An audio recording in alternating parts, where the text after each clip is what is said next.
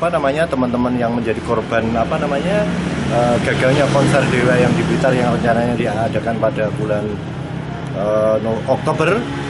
Setelah menunggu sekian lama janji-janji dari pihak EO FHD Enterprise dalam hal ini Fahrudin, kita sudah beberapa kali bertemu dengan rekan-rekan dari para korban sebagian,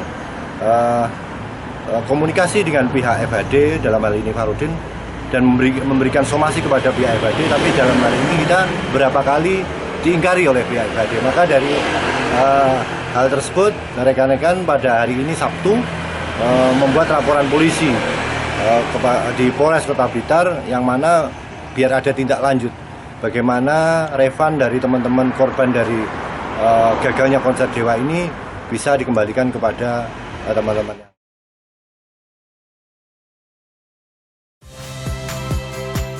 Saya Niluh Puspa. Saksikan program-program Kompas TV melalui siaran digital, pay TV, dan media streaming lainnya.